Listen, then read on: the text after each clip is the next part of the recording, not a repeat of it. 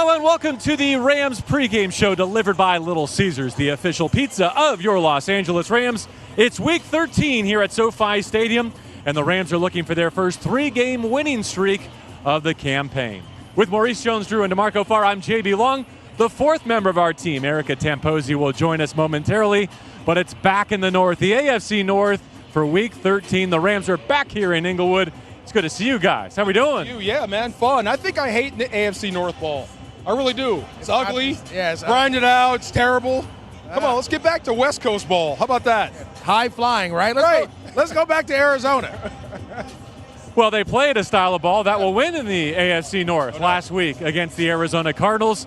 How good was it to see Kyren Williams back in the fold? JB was amazing. To see him go out there, perform the way he did, coming off that ankle injury, the energy that he brought to the offense, just the ability to break tackles, run, catch the ball out of the backfield. It just seemed like it was a completely different offense. What did it mean for Matthew Stafford, the way that he sprayed it around 8 different targets and distributed the wealth? Well, I mean, look, I love Matthew Stafford throwing the football, but I especially love it when he's got a good running game ahead of him. I just saw Kyren Williams bouncing around. The guy is a ball of energy, so great. Use that on the field today, but when you have a consistent running game that keeps the defense off balance, you have almost no chance against Matthew Stafford. And it's not just Kyren. Royce Freeman experiencing a career resurgence, Maurice. Yeah, again, a guy that is 238 pounds, that kind of this system fits him. I thought when he got drafted to a outside zone system, it didn't fit who he was. He's more like Derrick Henry, downhill, get your shoulder squares, be that hammer, and now all of a sudden, you got a couple games under your belt, his legs are underneath him.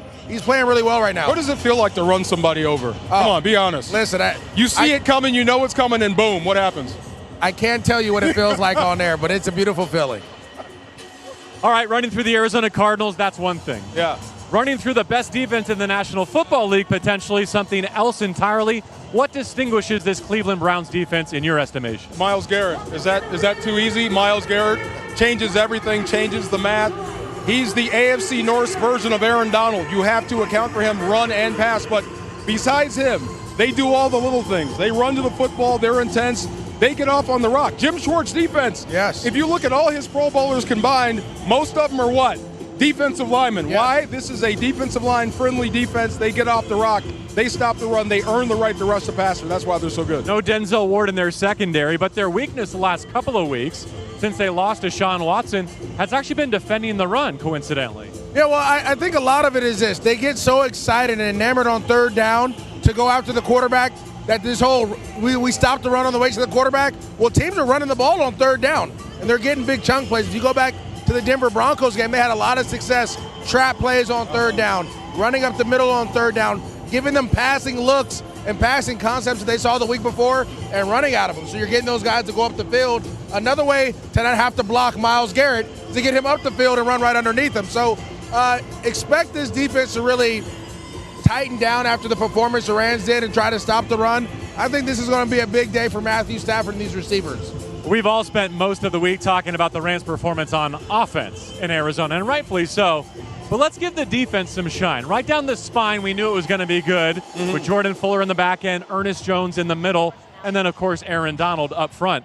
But how about the other guys, the Michael Hoyts of the world, the Kobe Turners in the rookie class, who have grown well beyond their experience in their years? Kobe Turner gets it, and he's starting to get it more. And you see the way he works. He works so hard. And I heard something early about him. They want him to be as musically inclined on game day as possible. Why? Because it makes him happy. When he's happy, he plays better. So he's starting to learn about himself as an athlete, as a football player, getting nothing but better. And he's mimicking almost everything Aaron Donald does, that can't be a bad thing. And that's what I was going to say. It seems like all these guys are kind of taking on the personalities of the leader of that room, right? You talk about Ernest Jones and what he does to that linebacker room. We have Roseboom making plays on special teams, coming in making plays. Jordan Fuller, who's not the most vocal guy, but the way he dresses. Yeah. Right? The way he presents does a lot with his clothes. Exactly. And then you see those DBs. They say a lot with their play. And then obviously you talked about Aaron Donald. To me, it's the leaders of those rooms, John Johnson coming back, being a guy, right? The leaders of those rooms really poured into these young guys, and you're getting a lot out of that. I don't have the guts to wear what he wears. No, me either. Yeah, no one does. Jordan coming off his best game of the season, and for John Johnson, he played for this franchise, so he'll have something to prove. What about Joe Flacco and the fact that he gets called off his couch at the age of 38 to potentially chase a 100th career win and to potentially do for the Cleveland Browns what he did for the Baltimore Ravens all those years ago when he was a Super Bowl MVP. I wish I'd have got called off the couch. No, you don't. Yeah, I do. No, you don't. I wish I would have got called off the couch to be able to hand the ball off 60% of the time and throw the ball to Amari Cooper. Oh, yeah. Hand it off to Elijah Moore. Get the ball out quick. We don't want you to win the game. We just don't want you to lose the game is pretty much what I've been told. And the thing is this, Joe Flacco has that ability. Now, he's still a quarterback, and he still wants to make the throw, and he still believes in his arm. But right now, there's no pressure on Joe Flacco to do anything because you got called off the couch. You already have a built-in excuse. It's like, hey, look, I was chilling, drinking beer or whatever on Sundays. Now I'm over here practicing. I'm going to give you what I got.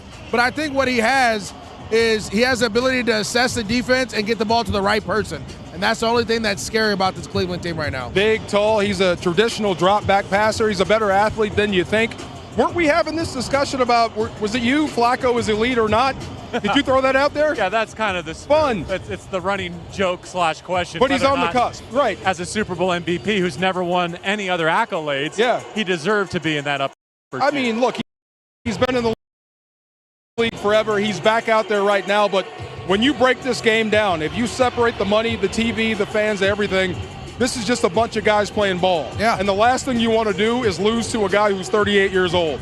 That's just not going to happen. So his last good game came against these Cleveland Browns. And it's got to be weird for Browns fans to see the guy drafted by the Baltimore Ravens. Crazy. Now trying to save your season here in 2023. Ed Reed said, they asked Ed Reed about that. He goes, at least it's not the Steelers. This is true. It's like, hey, I mean, it could Can't get worse. For everything, right? No doubt. Good to be back with MJD and DeMarco Farr. Let's send it over to the fourth member of our team, Erica Tamposi. It is time for Ricky's Rundown. Hey guys, thanks. I'm once again in the corner of the end zone while they're running corner end zone work. So here I am playing a little bit of dodgeball here today. But it is My Cause, My Cleats, where our players will be wearing customized cleats to support causes that they're passionate about. I've been loving seeing what they're going to wear on the field, on social, so keep your eye out for that.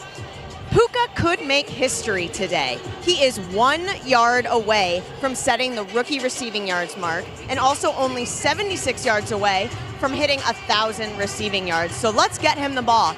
Let's get him the ball while also running the ball. The Cleveland Browns allowed 169 yards rushing in Week 12 and 172 rushing yards in Week 11. So let's pass the ball around and run it down their throats, guys.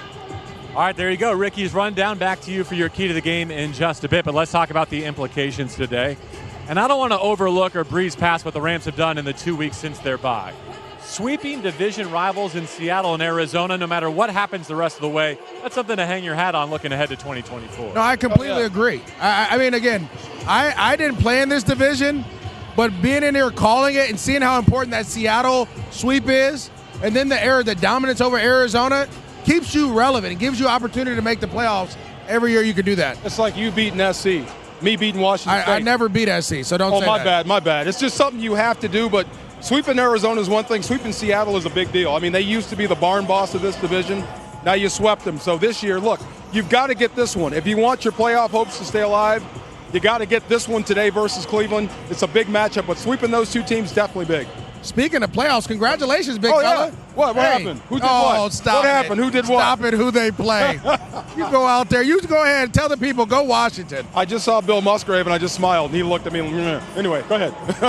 Semifinal against Texas. Big time. Let's go, Texas. How did Alabama get in there? Come on now. Hey, Really? somebody had to get in there. Oh, I'd be hot at Florida State. Wow. Come on. How did UCLA host the Cleveland Browns all week, Maurice? Oh, my God. The hospitality better end here today. DTR, he was last there. He put the call in. I tried to deny it, but, I'm a little far removed. You got vetoed. All right, so the good thing in the NFL is playoff spots are not determined by any committee. It's based on your results on the field, and the Rams, by virtue of their two recent wins, have put themselves in that position. They played great against the NFC West.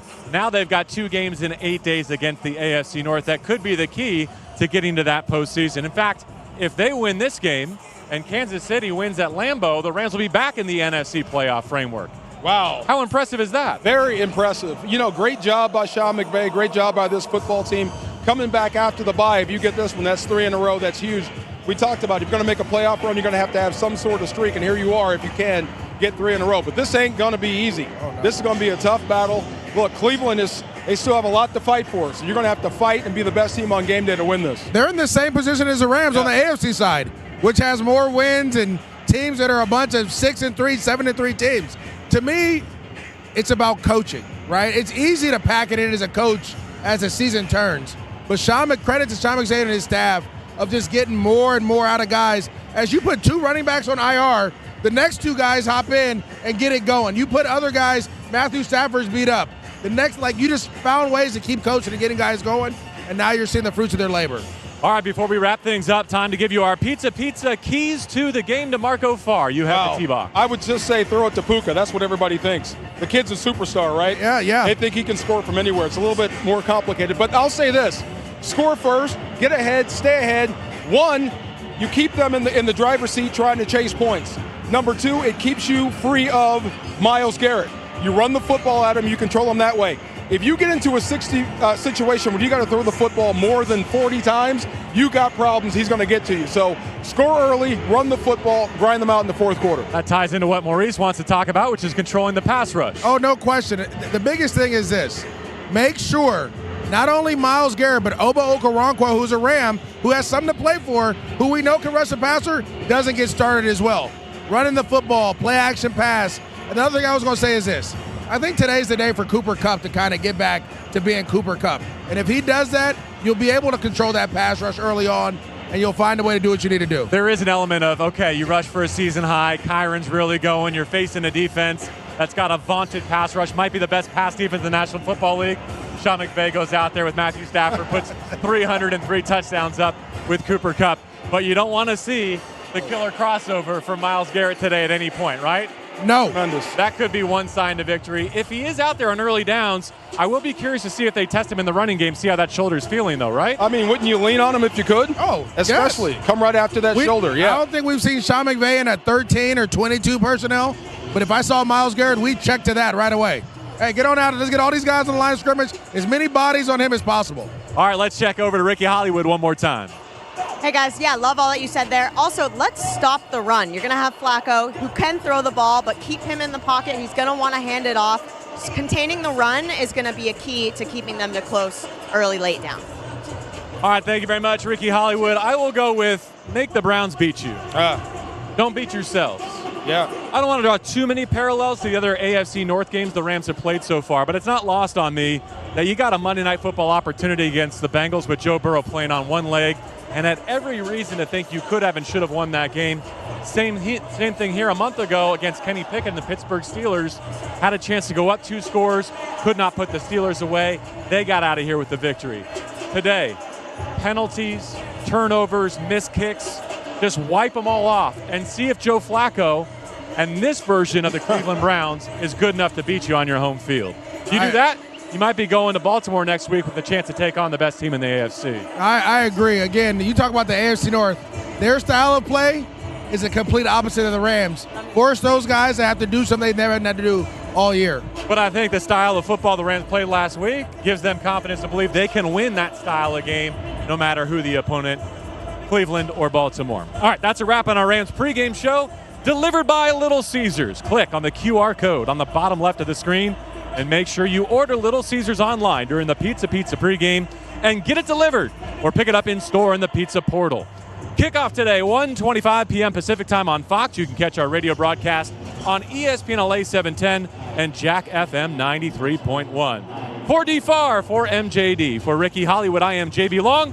Rams and Browns in Week 13. Enjoy the game, everyone.